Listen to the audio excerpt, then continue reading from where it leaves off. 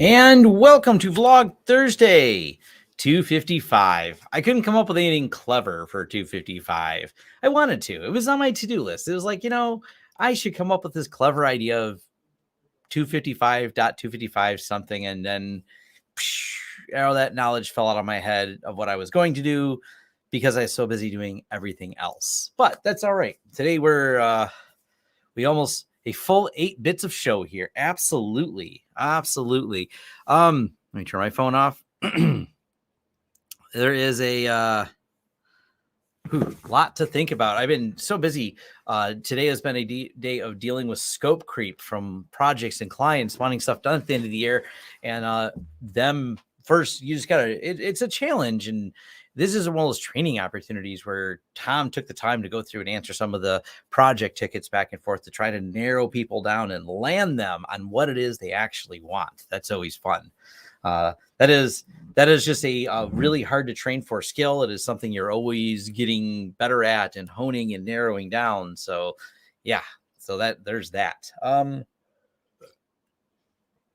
Why would anyone dislike a video? Oh, because there's always people disliking videos.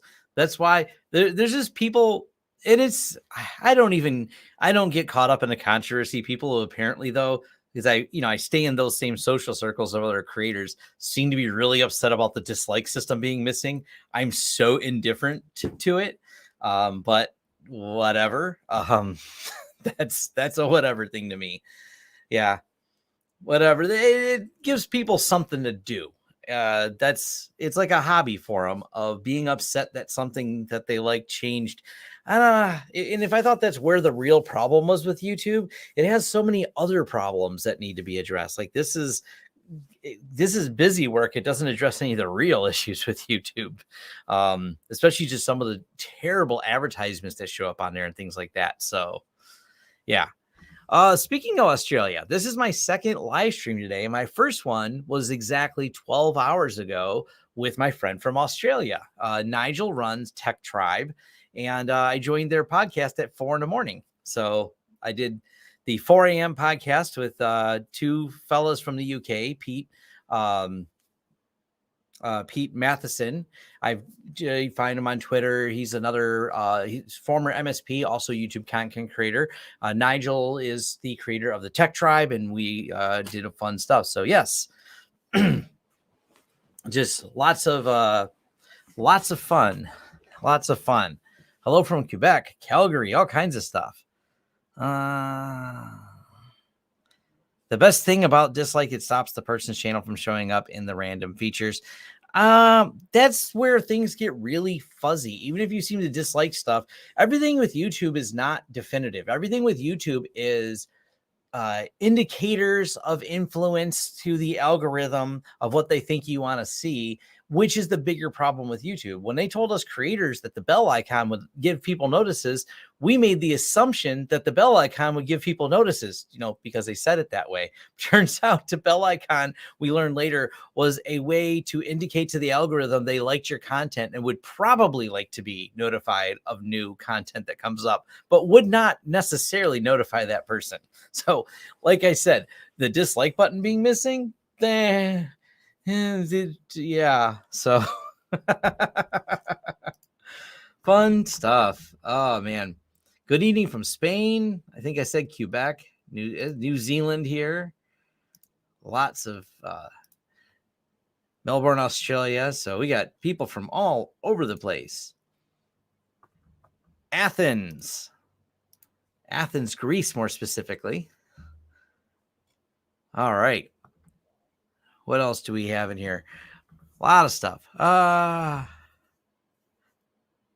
you ever noticed that you get very different videos that ad blocker on and off? Well, it really depends. You'll get different videos whether or not you're logged in. I have multiple YouTube accounts. Like I have my personal one and I have my business one and other ones. And one of the things that's funny is I make sure, because like my personal YouTube account is tied to my TV where all my subscriptions are when I watch YouTube with my Chromecast.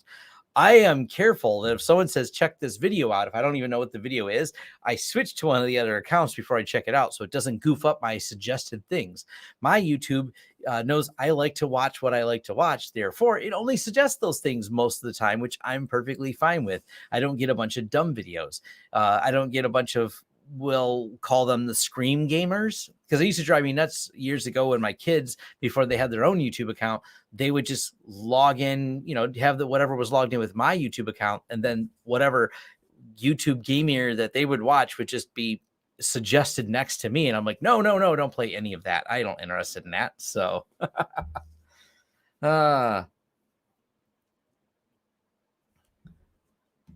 yeah, exactly right here. So I don't ever get notified of the stream on time, and I have subscribed and clicked the bell. Yep. There's a reason that we have forums where we have all the videos listed. We have a specific, we call it the, matter of fact, let me pull it up so I can share it. This is the, if you go to my forums, and this is easy enough to find, let me share this particular screen real quick here.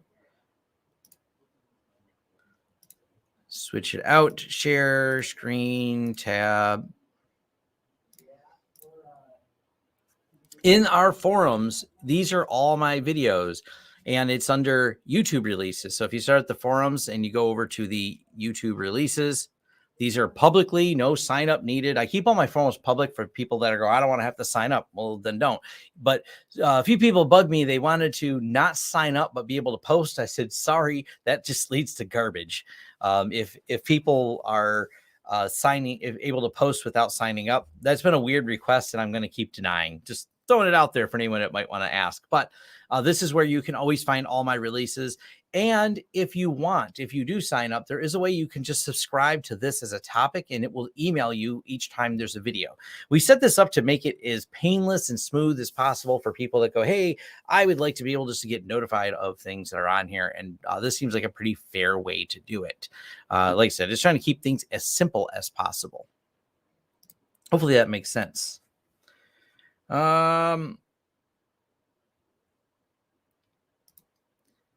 PF Sense with hardware raid. I've never tried it with hardware raid. It probably would work. I don't know. I've done software raid as a test a couple times. There doesn't seem much of a demand for it. So, but yeah, it's cool. I mean, saves you from the risk of hard drive failure, which can happen. Got a brand new 24U rack just scrapped. So excited. Awesome. Congrats on the upgraded rack there. I never heard of Framework laptop. I like the idea and just got delivered today. So is it interesting to an MSP business with the Framework? So the Framework laptop, I think, is pretty cool. I don't know that they can meet the demand.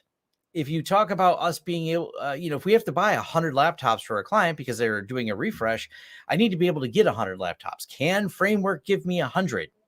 Well, there's the question. Can Framework do on-site support and replacement of these? Well, this is something we get with like Lenovo or Dell if we buy an extended warranty plan, if needed, because the client requests it. If they can't meet those demands, they're not going to meet the business market that we're in. It doesn't mean I don't think it's a cool laptop. It just means that can they meet those requirements? That's just part of it. So I don't know if it's really something specifically for the MSP space or not.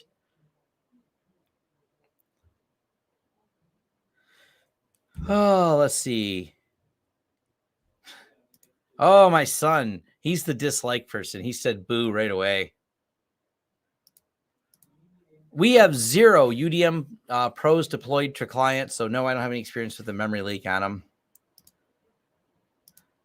Another person from Australia. Awesome.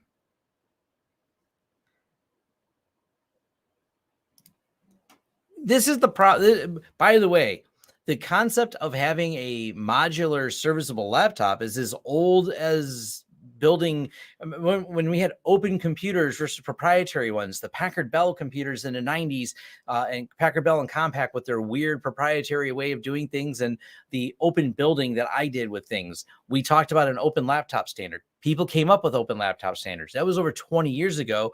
Every one of them has failed because they can never meet the demand and profitability of compared to massively making the same machine. Now, I think Framework looks interesting. Maybe they're finally where the manufacturing technology has caught up with and it can be done. Awesome. Can they scale to business scale? I don't know. Will they get out of the niche consumer market? I don't know. But the niche consumer market's not a bad market. It's so big right now that may be enough to sustain that product, which is great. So if you can say what a niche product was 20 years ago and a niche product is today in scale of technology, it could be like, oh, a niche product is only like 2 million units a year. And so that could be going 2 million units a year. Yeah, that's enough just to make a business out of. A niche product 20 years ago may have been only 1,000 units or something like that. Just weren't as many people in the early days of computer. Not everybody had a laptop in the 90s. Everyone has a laptop here in 2021. It's a pretty common thing for a lot of households to only have laptops. My friends who are not deeply into tech or have a gaming system, they just have a laptop at home because that's enough for them. And some of them, that laptop can be as simple as a Chromebook. So it's the market's way different now than it used to be. Oh yes, Packard Bell. Haha. Yeah. Pretty much you can go to the nut lookup for compatibility for whatever software. Pretty much all of the UPSs support it now. So all your brand name ones, I should say. I just bought a couple APCs. They seem to work fine. So I don't know if I'm gonna do a full review on it, but I did buy the APC, which is one that's down without dropping it. It's actually it's a little heavy, but not super heavy because these are lithium ion APCs. These are available now, which is pretty cool. Oh, what was I going to do next? Let's go and do this. I have a video I didn't release, and we'll get to TrueNAS in a second. I know some of you might be here for TrueNAS, but I have a video I didn't release yet. I don't know what I'm going to do exactly, but at least we'll go ahead. There we go.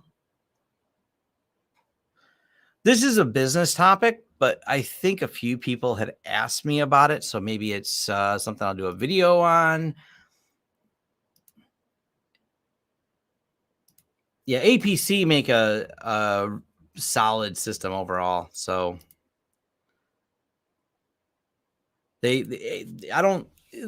Eaton makes a good one. APC. What's the other one? Eaton and APC are like the two big names that I see a lot of that have worked well. So, oh, bring back my Gateway Cow box. Yes. Hey, thank you for the donation. Bought 2 Yealink T48 phones, Vega VRI system free PBX. What shipped so far? One Yealink has died. Huh. We actually have a lot of the Yealink cordless phones. We've had them for years. They've really, those ones specifically seem to have held up well. Triplight's the other one. Triplight, Eaton, and APC are your really big names in that market space. And all the ones I've tested, it's, UPS problems. The batteries go bad after X amount of years, but outside of that, we don't really have many clients that have UPS problems. That's why I don't think about them as much. They're not a product that I'm seeing die all the time. We're not like, oh man, don't tell me they have this brand one because we know it dies. I mean, we even have one of the school districts we work with has a whole bunch of CyberPower ones, which I didn't know CyberPower is as big as they are, but they've not had any problems with them. So they seem to work. I mean, like I said, they're not the same level of them, but I see a lot of them. I see them out there in the market, and the ones I've come across haven't had a problem. So yeah, I've used on the commercial side, I've used some of the Eaton ones as well. Share screen. Let's share this. Hey guys. Oh, hold on. Who's smart to park travel? All right, there we go. So I have a thing here that I can talk about a little bit. This is, some people had an interest in this, and it was the accounting workflow. People are always asking what software we use because I like open source stuff. So what do you use for doing this? And essentially, this is how we ingress money. So I have a video I can do on this, a short one, just to explain what this is. That we have Invoice Ninja, how our payment methods go, that we're using Stripe. Is this of interest to the audience? I figure I'll ask because I have a few people on the live stream here, but this is just all the ways we process and flow money. And yes, we're still using KMy Money for the functional processing of all of this, the transaction processing, if you will. So this is still, how we do it. I still use an outside accounting firm. We still do profit and loss and category transaction. I don't mind diving into the business topics. I try to figure out how deeply in the business topics are interesting to people, or is this something I should just throw up in a blog post for people that want to reference and look at it? I mean, it's just a really simple flow chart for how we ingest money, as I call it, the money ingress process. So this is the money ingress, and this is the transaction processing that goes to it. Pretty straightforward and simple. Nothing, like I said, nothing overly complicated here. So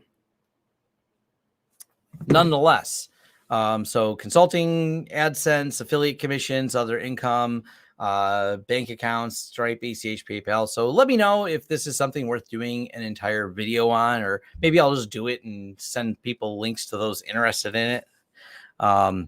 Yeah, I agree. This is one of those things about this topic in general too.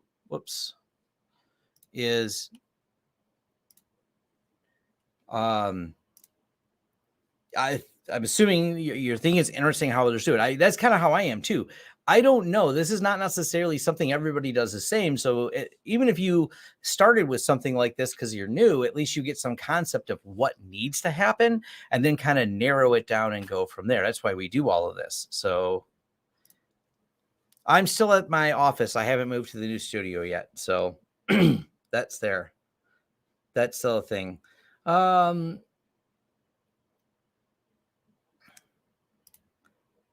Invoice Ninja is similar to the best way to go. Just looked at zeros, start at $5 a month. Yeah, we're still using Invoice Ninja. We're on version 4. We're going to version 5, but we self-host, so it's been a little bit slower on my part because I've been busy to finish the migration. So it's just a matter of setting up stuff. But yeah, I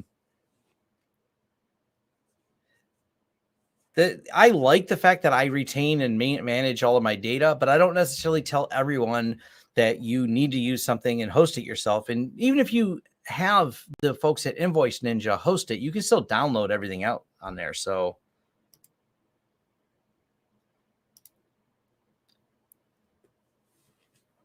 yeah, oh good. I like hearing that these are helpful for sure. Any chance for a video of how to set VPN on an NetGate 2000? You set it up on a pfSense device the same. It doesn't matter. It doesn't have to be a 2100. Whatever NetGate device you're using, my VPN videos are relevant to. It doesn't have to be anything specific. So that's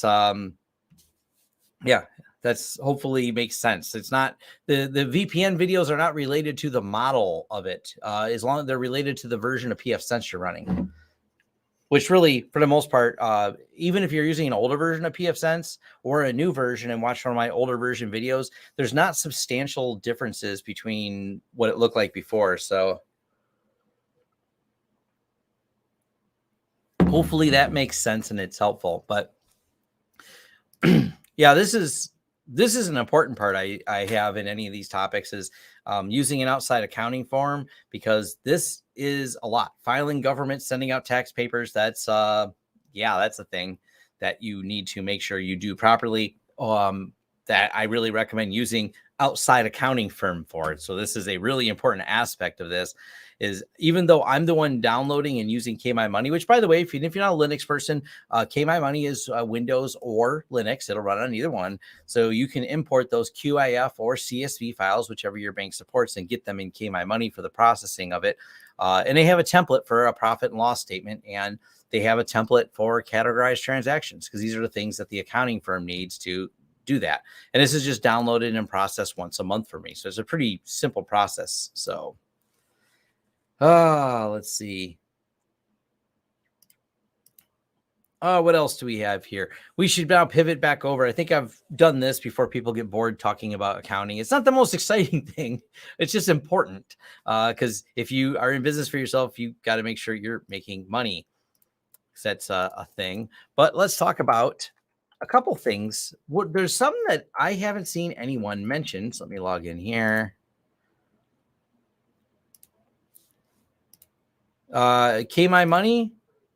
My Money, just so I can show people the site.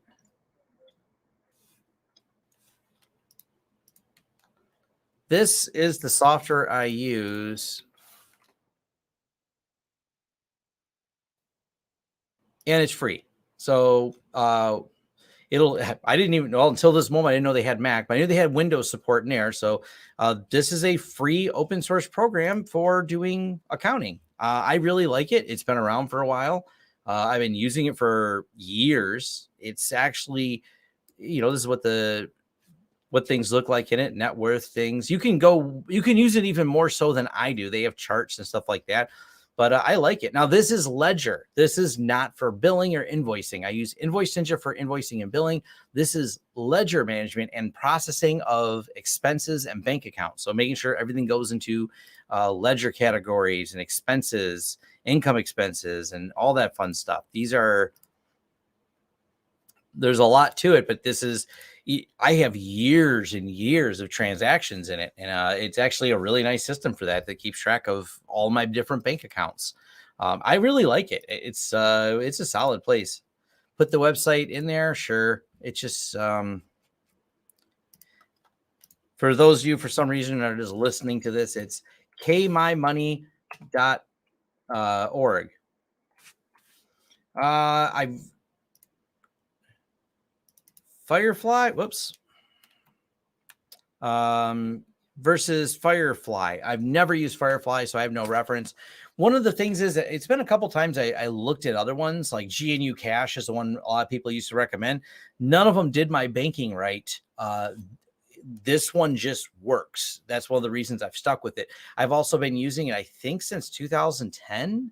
So right around there. So I've got years and years of data in it. And it works so well. I don't have a reason to use another system. That's a big piece of it. Like there's just nothing that's broken. So when I look at some of the other ones, I first usually will try to set up that software and try to download something like in the bank. And then if it doesn't work, it right away turns me off if it can't import a QIF file. This does all the categorization and everything really nice. It even has a matching system. So when I spend money at the same places, it automatically throws it into that ledger category based on rules. That's a really handy feature. Now, it doesn't do it as good as a well set up QuickBooks system, but it can do it. So it's a nice setup.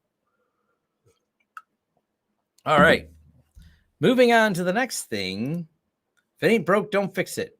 There's some of that too. I'm always interested in true. If it ain't broken and you're not there's something else a big improvement, don't fix it. I'm always willing to look. So let me look real quick and Google the one you mentioned. I'd not heard of it before, so I can't. At least it didn't. If I look at it, maybe it was something else before.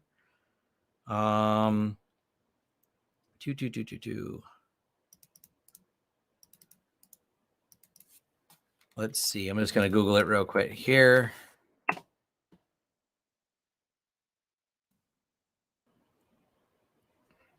Open source finance manager, screenshots and info. Here we'll do it. So we're all looking at the same screen here. This is the other one that was just mentioned. Demo. Is it web-based? Yes. Keep My Money is a local application. So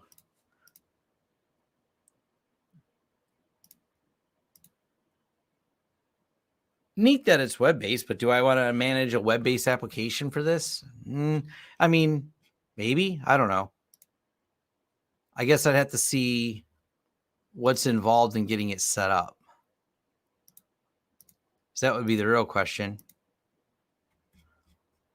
Screenshots and info. These. I was like, I thought these were just icons. So where's the download?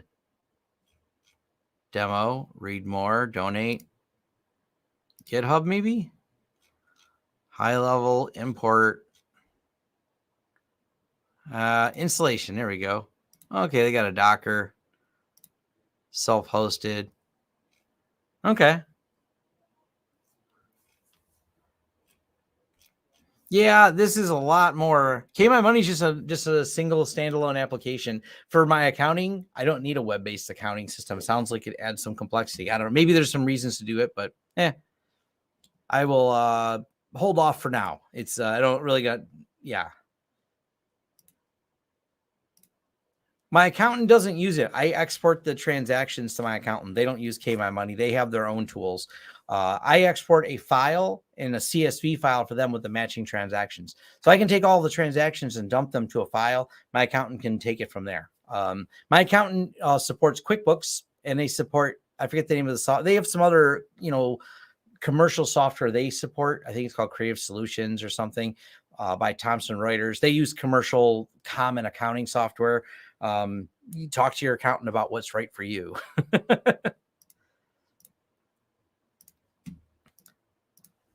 I don't really need to share it with anyone. That's at least one of the things that's for me not an issue.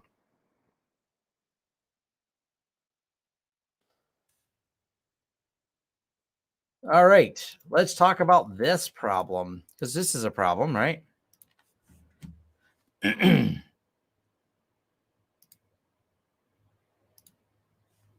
Oh, we got many. I think probably the reason you get requests is because it's already got a Docker image available. It was probably why people are asking about it. It may be, I mean, if you're in a larger accounting environment, it would make sense because My Money is a standalone app. We don't have a team of accountants working on Ledger here. If we did, obviously that might make sense, but we don't. So it makes a lot less sense. And it's just really me doing once a month processing of the QAF file. So 12 times a year, Tom downloads the QAF file out of the system and imports it in there. It's for the scale and scope of our company. It'll process. It's a lot of transactions. It's thousands of transactions, but it's not that hard to process them. Let's see. Now on to this topic.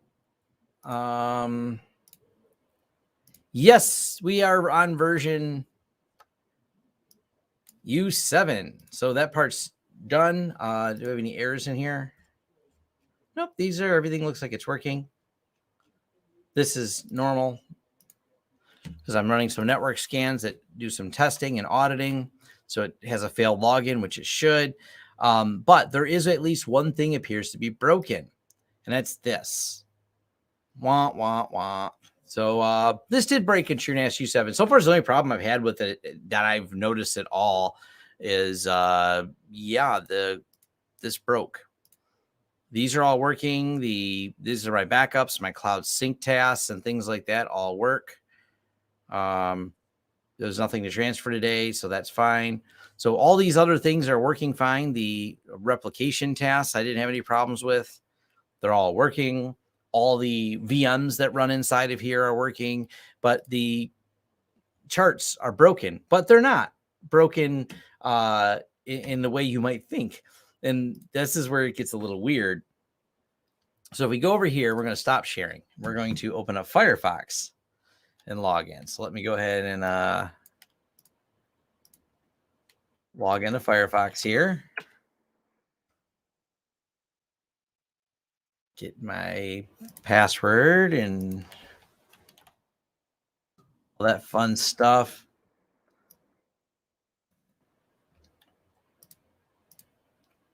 And change the sharing features. So share screen, Firefox. All right. The only thing different was the browser now. And here we go. Look at that. We're rendering. So there is a bug in Chromium-based browsers that seem to stop this from working, but it's a Chromium problem or some. I mean, it's technically a TrueNAS problem because Chromium is quite the popular browser, so it's not like TrueNAS can really ignore it. So I guess they have some bug that causes this issue. So that's a minor issue, but issue nonetheless. Yeah, they Do I use fiber channel or everything local? Everything's local on my TrueNAS. I don't use everything's local right now. No fiber channel connected to this. So this is 100% local storage. Currently we have about 240 terabytes free of storage right now. We're only using 13 terabytes, so I have to find some stuff to put on this. But yeah, this is all local. So we go here and we look at the status. They're all local disks. Three groups of RAID, three groups of drives are all RAID Z2 setups here.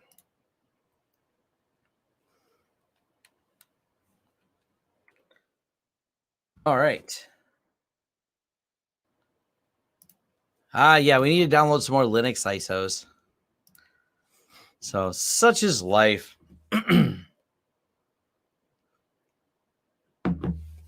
All right. What else was I going to talk about with it? Oh, there's a weird thing that no one else has mentioned, but I thought this was interesting. And let me log in. And this, I commented on this, and no one responded to me in the YouTube. Actually, let me just go ahead and back out. Well, no, I can do it in Firefox because everything should render. But I got to log back in and reshare it. 3.213:9123.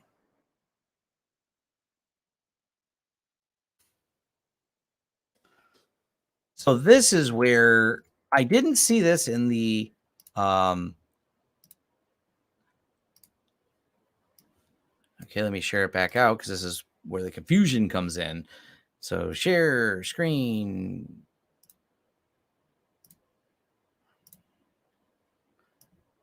And so the MinIO got updated. And this kind of created a problem because it actually broke the web login panel. So that was like, oh, that's interesting.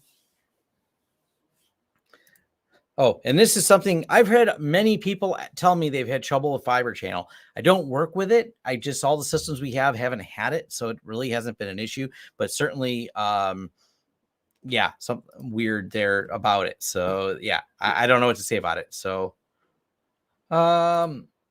is there any speed bump with U7? Didn't notice one. Didn't see anything in the errata that makes me think there would be a performance bump. It's more of a maintenance fix. But having the new version of MinIO is kind of interesting, though. Let me go ahead and get that. I got to get the password for it.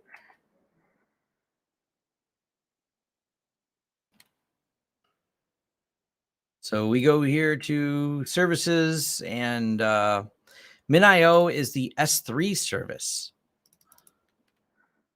Type in.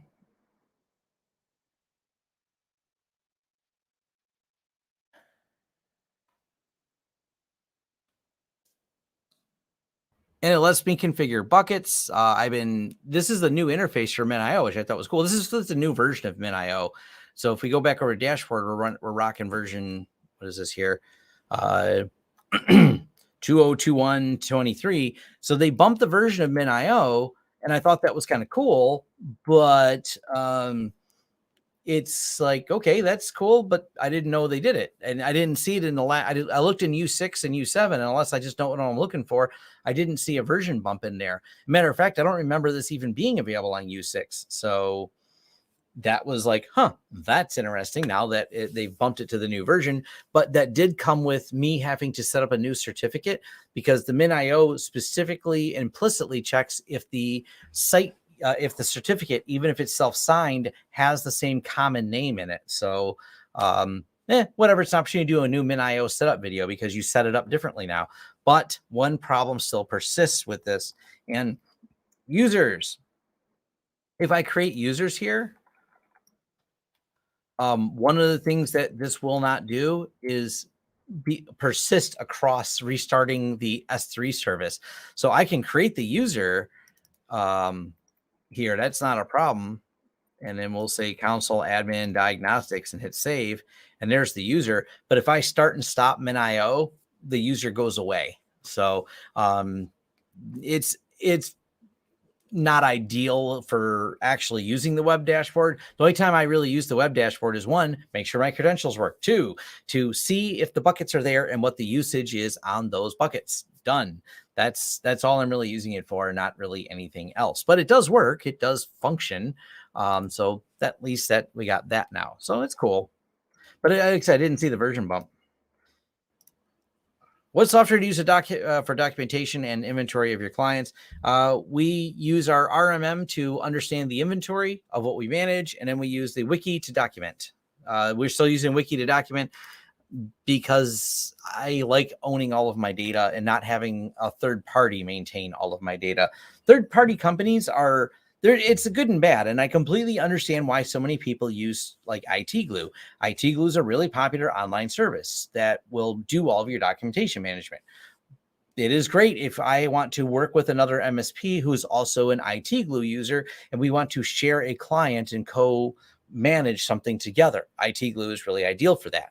But now you're paying monthly for a third party in the cloud to hold all of your data and all of your documentation that they do in some ways have access to. Because, I mean, they may encrypt it at the back end, but this still means people can actively share it because of the way they do the sharing in there. So should you use it? It's up to you ultimately. For us, we don't really do documentation sharing right now. That's not something we have a need for. So we don't use things like IT Glue, or the other popular competing one for IT Glue is Hoodoo, HUDU. They're both popular products, but they are, subscription-based services. So as long as you pay money, and they have export tools, it's not like they're trying to, I don't really know how well the export tools work, but I know they exist. So as long as you're paying money to them, they will maintain and hold on to all that documentation for you. That's one of the reasons we still just use a wiki for everything. And then we use Bitwarden for password management because I know that comes up. The user goes away after reboot, restarting the service that bad? Yes, it does go away. I mean, it's because of what it was used for. And let me explain a little bit more detail on that. If you go to, let's go ahead and share this screen instead. Pop this one out. No, go away screen. So let's close this. And then we'll share this one here, share screen.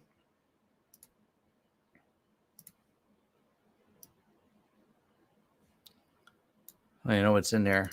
Oh, dashboard. All right. We go to services, S3.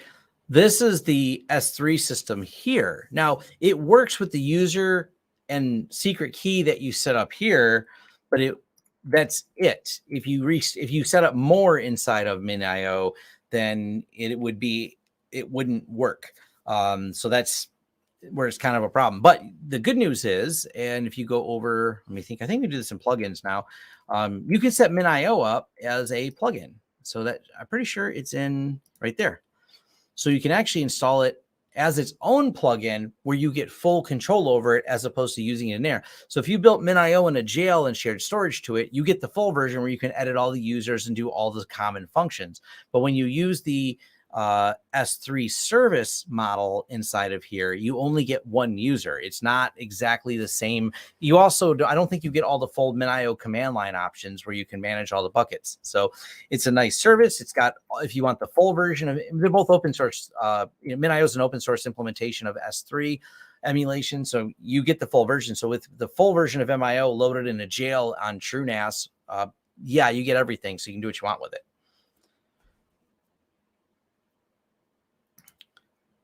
Nextcloud self-hosted. Yeah, that's popular. The user goes after a reboot, restarting the service bad. Yeah, that's okay. Answer that one. Can MinIO do? I think it does the read-only option in there.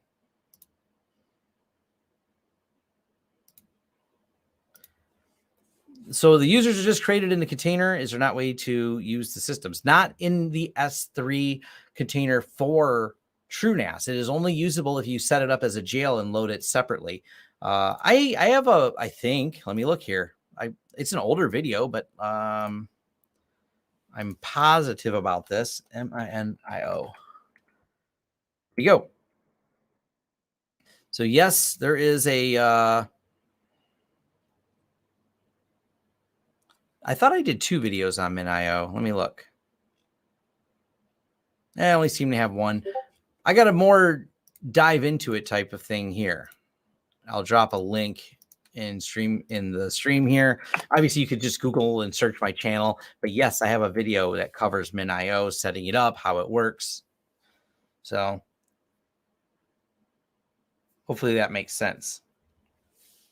All right. Other than that, other issues with this? None really. So U7 has been great. It's a maintenance release. The bigger, more exciting news that came out of the folks over at TrueNAS is that 13 is coming around. I think they have a launch date of roughly February of 2022. So that's exciting. They're still doing plenty of plenty of updates on Core. Core is still moving forward and going forward to get done. So that's pretty exciting there overall. I still like that they're doing that. I'm going to revisit TrueNAS Scale soon when I get out from under some of the other projects I have. I just have too many of them to really dive into Scale. I'm trying to narrow things down to a few less projects. So priorities, I know. Yeah, somewhere in between all of that. Lots of priority changes and projects and everything else that I got going on. Further announcements. Let me think here if I want to talk about other things, or I'll wait longer. Maybe I'll wait longer for that. I did post it in a forum, so I guess I'll mention it here. And this is a fair statement right here. Core is still the primary product for single setups. Yes. And Core is also long time proven stable. So it's going to be a while before even myself, because if I have an enterprise customer, which we do, and they even asked me the question when we just installed that large petabyte server, because they're going to want another one soon. They're like, hey, should we be looking at Scale? I'm like, not yet. I mean, it's a lot of data on there. I mean, don't get me wrong, they got it backed up and everything, but it's not just that. It's like, is there quirks with it? Is there bugs with it? Yeah, there's going to be. It's a new product. I would wait till it gets a little bit more mature along the progression. I'm going to be among the people testing it, but until it's a mature, stable product, it's not something that I would go out and put my neck out on for a 6-figure plus install. No, I don't really want anything. You try to go stable because you don't want to lose customers that keep spending that kind of money with you. So yes. MinIO version, you can just load it as a jail, Peter, and get going on that. Thank you very much for the donation. It is much appreciated. I didn't know. Let me look over here because I don't know if this looks. Cool. All right.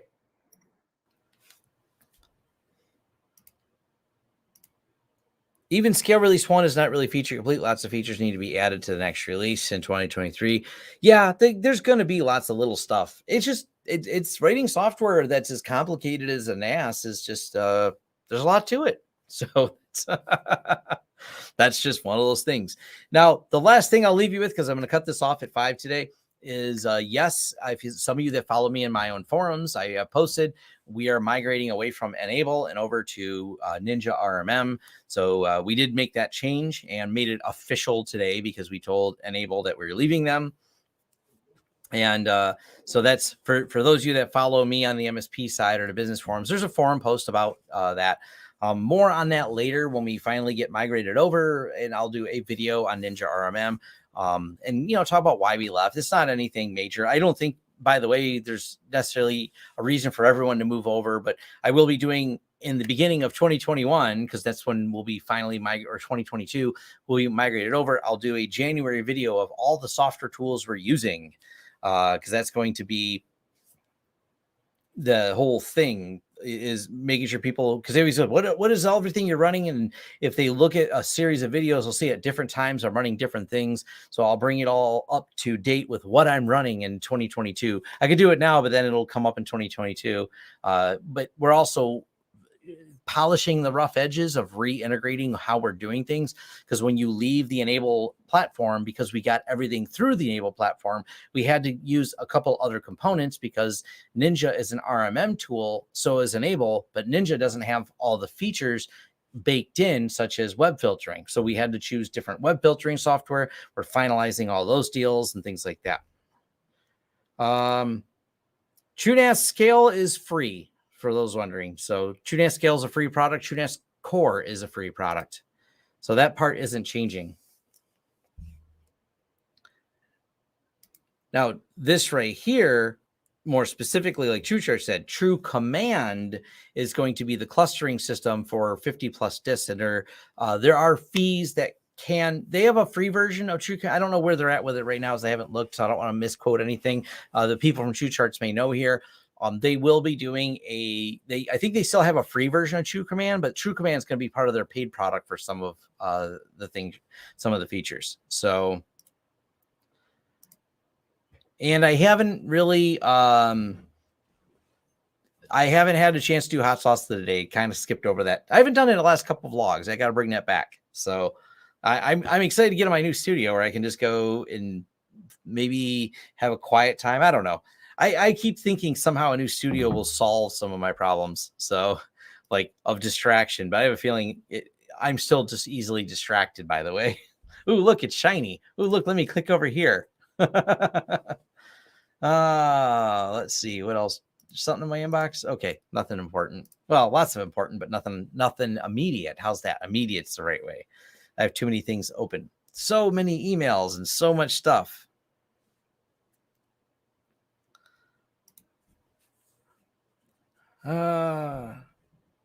Okay. Self-hosted is free for 50 plus disks for all added system, excluding system disks. That's, yeah, so all your ZFS pool disks. That's cool. And Cluster True Command is always subscription based. I tried True Command when it was in early beta just to look at it. It's cool. I think it's neat. It's not something I think that the home users, I mean, it's something maybe they're interested in. It's not really targeted at that home lab audience. So definitely pretty cool. But yeah. Oh,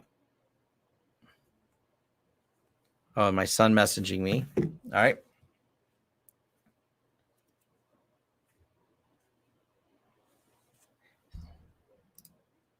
If you want NAS on Linux, and just go Etsy exports and Samba and Magic and TrueNAS take a while to get the same functionality they have on BSD. Oh no, I would say they have a lot of the functionality on the TrueNAS. The last time I tried TrueNAS Scale, which is based on Debian, the functionality was very there. The performance wasn't quite there. So that was the problem I ran into. I've been told if I use the nightlies, it's even more performance based, which is exciting. I mean, that was one of my hangups. What switched me back to TrueNAS Core was we're running all these different virtual machines and as a storage target. We use XCP-ng, we use TrueNAS as our storage target, and the performance was not great. That was, if you're looking, like do I have a shared screen? No, I closed it. If you're looking, for example, at the way we structure our data, all of our backups and everything go to our TrueNAS servers and are replicated among them. And so using them as a target and having them running Scale, where as a target they were slower, yeah, that was kind of a problem for us. We didn't want a performance hit. But that was when I tried the beta. It was still beta 2, I think, when I tried it. I think they're in release candidate now, so I want to load it again. Plus, I rearranged all my systems, so I have more systems to test here. So that's, yeah, fun stuff. 10 more minutes. What's some of the other questions we have for episode 255 here? We got 143 people. Wow, there's a lot of people on here. Go ahead and bash that like button before you leave here, too. So that's always great. So let's see. Feature parity with Core, except jails really is there. Apps already more flexible than plugins. Yeah, that's the clustering Kate still needs a bit of polish. So yeah, like from a standpoint of just using like sharing and storage targets for VMs, that seemed to functionally all be there. It just wasn't performing as well. So How's the on-site video coming along? Yeah, voiceover one. I just need to sit down and do it. I have a whole collection of video files for a couple of them now. I just need to sit down and process them all and put it together. Fun times. But I did get a Pixel 6 Pro. So now that I have this, that's was my latest excuse of I didn't like my Pixel 4 as much, but I like my Pixel 6. I like it so much. I think it will do better for doing on-site videos. Actually, I plan to use this a lot for my doing on-site videos because the video quality is so good on it. I need to go out and do it. We have so many wiring projects that are huge that we're doing right now. I'm not documenting them very well because I'm busy doing so many projects. As I said, we're switching RMM platforms and things like that. So we've got so much big projects internally that I haven't had a chance to do those other projects like go on site for things, but I need to. And, I switched my son for schools. I've been busy with kids stuff and building a studio in the basement. This is my rig for the phone. So I have a, way to use it here. Yeah, it looks just cool. Scoot back so you can see it all. The usual vlogger rig that people like. I didn't dislike the Pixel 4. It just isn't, the video quality is better on the Pixel 6. So I didn't think the Pixel 4 was bad. My wife has it now. My wife needed a new phone. So that's why I needed a new phone too. It's just, she gets my hand-me-downs. She doesn't care. She's not into tech like I am. She's happy she has a phone that works. So my Pixel 4, which by the way, I had to get replaced. I had one of the few Pixel, I don't know about few, but I was among the people with the Pixel 4 that had the weird battery issue that Google had a recall for. So they gave me a brand new one only 3 months ago because they extended the warranty on the battery. I thought that was cool that people are like, oh no, there's a battery problem, but Google's like, we'll replace it for free. And I'm like, oh great, that's all I want. Give me a new free phone. Let's see. Am I afraid the vlog counter might skip back to 0? That's definitely a concern. Let's find out what happens. We should start them over every 255 just to confuse people. Small, consider offering self-hosting some client backups. Wasabi is a good deal, no complaints, but Dillard says I should analyze from time to time, considering TrueNAS versus Synology. Synology is impractical to use for managing backups at any type of scale because you have to log into each Synology. I just did a video about Synology backup and I covered that aspect of it. So I wouldn't recommend Synology. And the same problem with TrueNAS. TrueNAS is a great storage target, but what are you going to use to back up all the clients and what software you're going to use? What it comes down to is, are you thinking about scalability? That's really, if you, it's hard to scale something when you have to log into every individual system and do it. If you look at a backup system, and whether that's something like the Enable backup system that we've used, or, we're looking at the Ninja RMM backup system right now, whatever backup system you use, it's like you need to find something that you can manage clients at scale. Someone will probably throw out there, and I've mentioned that before, like MSP 360 has a backup offering, and we don't use it anymore. We have a few clients and one-offs using it, but that's another one that I thought was a pretty good system as well. So pick one that's more made to manage multiple clients, unless you never plan to have more than a few clients and never plan to do anything more than manage them manually like that. So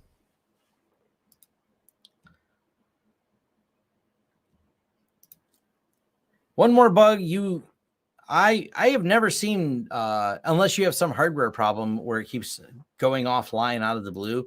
All the systems we have here, though, are relatively well-maintained newer systems. So we don't really have, well, I take that back. One system is really old and it still works good. I don't recommend QNAP at all because of all the egregious security problems they've had with backdoors. So I generally stay away from QNAP. So that's as far as I go with QNAP. I don't recommend them due to security problems. Jeff had a video about backup yesterday. Jeff does some good videos. I didn't see that particular one, but cool. I don't know what he recommended. I didn't see it. Oh, let's see here.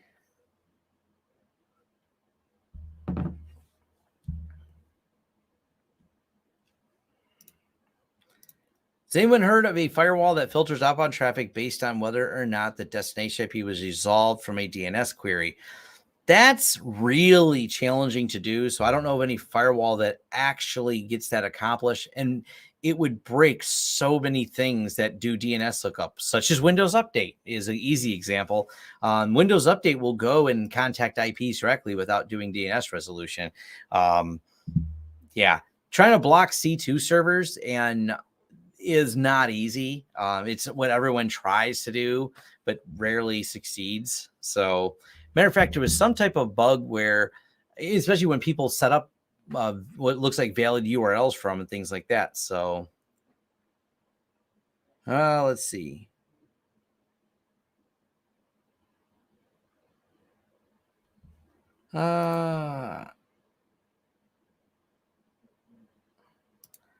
Let's see, what else do we have in here?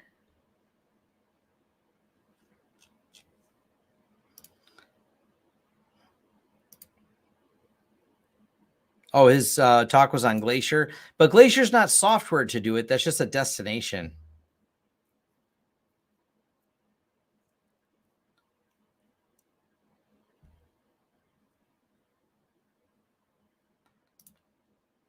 Unless you turned off DNS caching, yeah, that's where that gets a little bit more complicated. Is some things just reach out by IP. So, yeah, I've seen the concept before. I've seen people ask about it. I've never seen a firewall that truly can implement it. I think it's one of those solving the problem the wrong way type of things. Like, we're going to try to figure out how not to get to a C2 server. Okay. And then if it actually became popular by any firewall, it would simply, some C2 servers, by the way, including the infamous SolarWinds incident, they use DNS. So there's a lot of times it wouldn't have worked. It's only on those instances when C2 servers used IP address. So it's only a limited subset of the attacks. That's just the reality of it.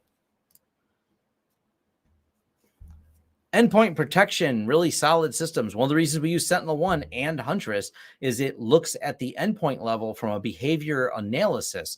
By doing a behavior analysis, you get some false positives, but it helps us with security incidents. Well, I got to do some videos on SentinelOne and Huntress. We've been using them for a while, and we use the full version of SentinelOne. When we do threat investigations and how we dive into that, I want to do a video covering some of that. But yeah, that it works nice. That's one of the reasons we use it. So,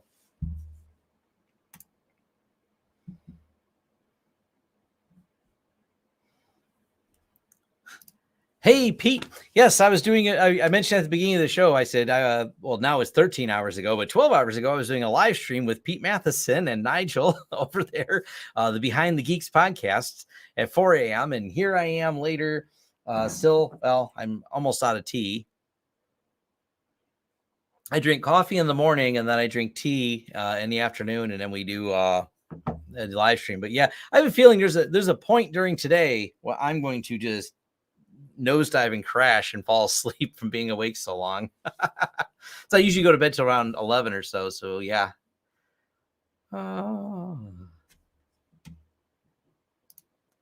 What about some content on user management? I don't do AD user management and SSO, so I don't really know the value of me doing videos on it. I don't know what's interesting about that to do a video. Matter of fact, there are people who do Microsoft videos on AD authentication. They don't get any views because there's like next to no one that wants to watch that video. Absolutely. Do I think TrueNAS scale would be a viable option to replace a SAN? Not today, right now in December of 2021. It's probably not viable yet.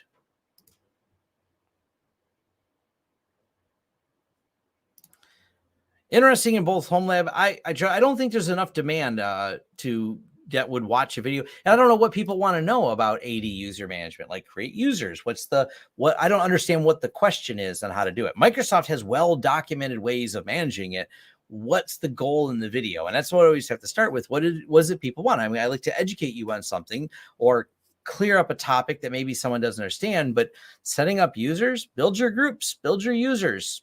build them based on the roles they have. You have your accounting group, have your that group. And this is all very well documented from Microsoft. So it becomes like, what's my value add to it besides reciting Microsoft documentation on how to set up users? So that's the bigger question to me. And I don't mind doing it if I understand that and I understand what the knowledge gap people are trying to fill is.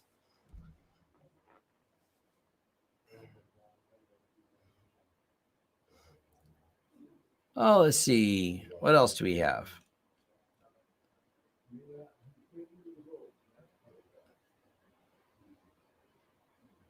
Lots of discussion.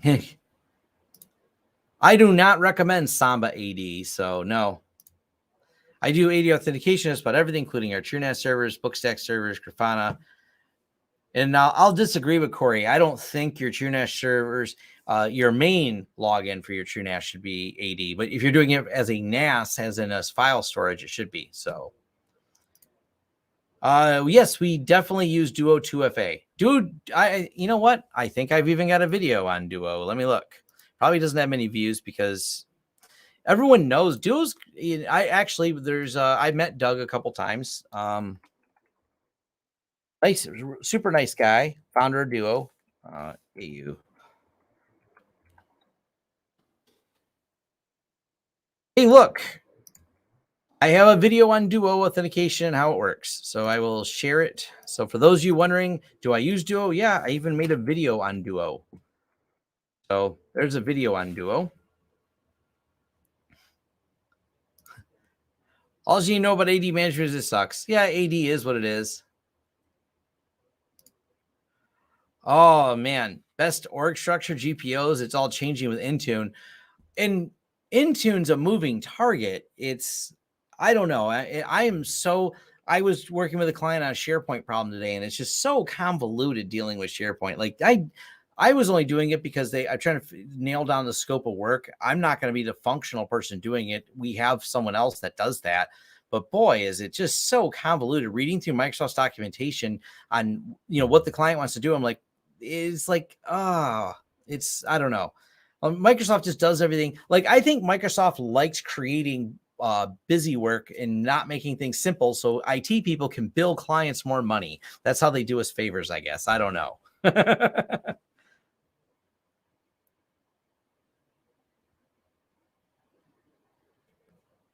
Let's see. How do you structure your Bitwarden for sharing passwords? We use the enterprise version with the groups in there for the clients and have all the client names in it.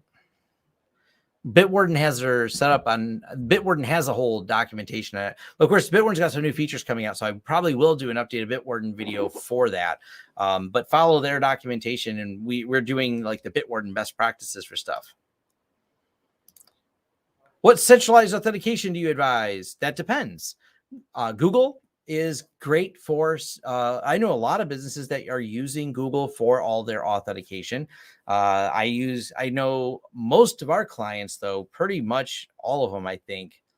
I don't think anybody uses Octo in our list right now. We've interacted with people. There's a couple of them out there, but for the most part, everyone does use the Microsoft one because things will tie to that.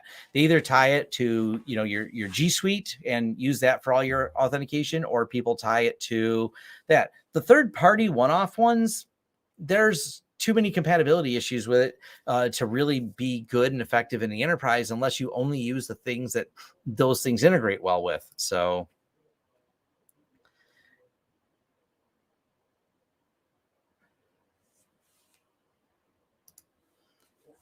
before deciding to dive into any Linux administration, I looked up some of the AD videos. My takeaways are always they were always also studying and had to read Microsoft from Microsoft and made a video after. It's the problem too, is it's a moving target. By the time I make the video, it's obsolete because Microsoft changed where they move something. And because more things are moving towards Intune. So is it infinite content? Sure. If you love Microsoft.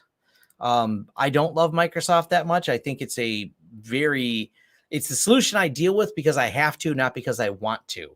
That's one of the reasons we use G Suite. So yeah, that's my feelings on that. SharePoint is the worst. It's so, when you look at the SharePoint documentation, you're just like, really? Why is everything complicated on here? Like just moving one of the client projects, let me find the message because I could share the page. This is, if you want to read through something long here, we're going to go here and we're going to click share screen, Chrome tab. This is what the client needs done. They want to change the SharePoint domain. Here's all the low impact steps, medium impact steps, high impact steps. Add the new domain, which is fine. Then run PowerShell commands in order to get this all going. I'm just like, wow. I mean, this is not that I'm saying this is huge, but there's just a lot going on here just to move a SharePoint domain. And like I said, Microsoft does have good documentation on this, and it's a big part of their job. Microsoft changes products, they update the documentation. This is why it's hard to try to make videos on it as a project. I don't know. It's just kind of a lot. This is one of the reasons I'm always not the biggest fan of all of it. So G Suite is called Workspace now. Yeah. Well, G Suite has been G Suite for a long time. They just, I don't know, whatever they're calling it in here in December of 2021.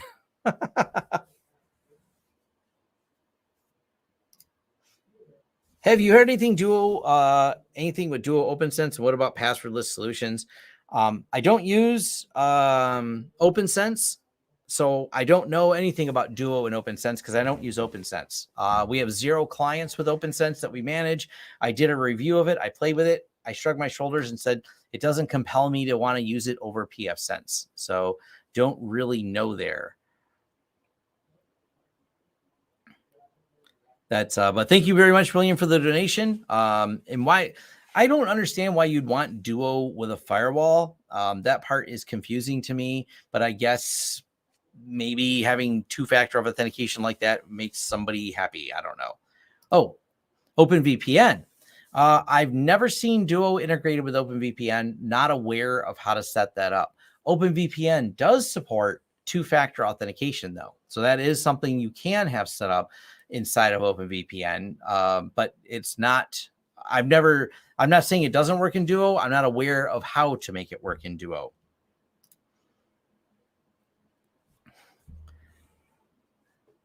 My school had a misconfiguration in SharePoint. Yeah, that's one of the things when you make a product that's complicated, and the fact that there's entire certifications on just one product because it's so complicated. And yeah, I mean, you can easily make a mistake and open things up to accident. So yes. CMIT guy lists of admin as well. Yeah. That's yes.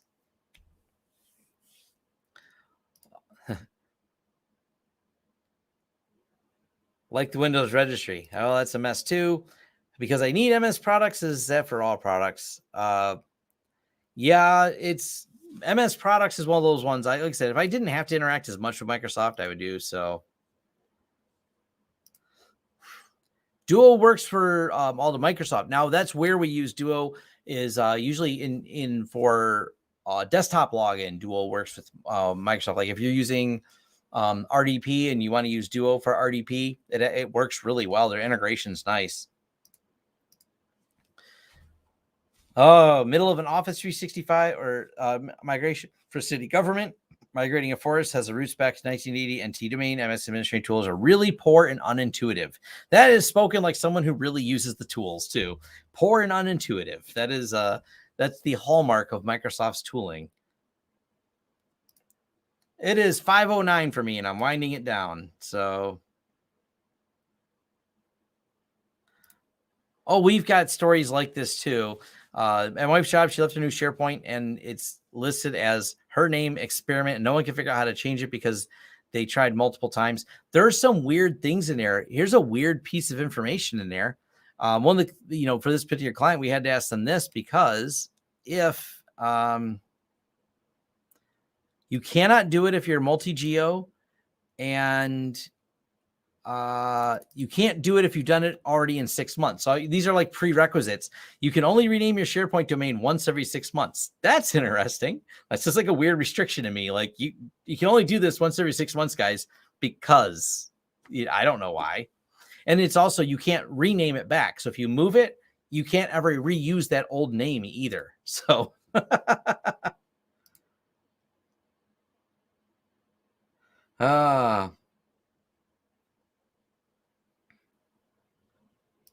yep. It's so confusing. This weird problems. Yeah, the weird problems you run into it.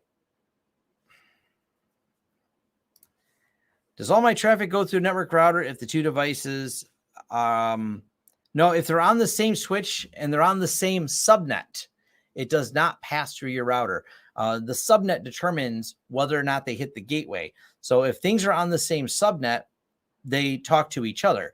If they're on different subnets, that's when they reach out to the gateway to get to that other subnet. The gateway being your router, that's where the routing takes place. Thank you very much for the donation. Much appreciated there.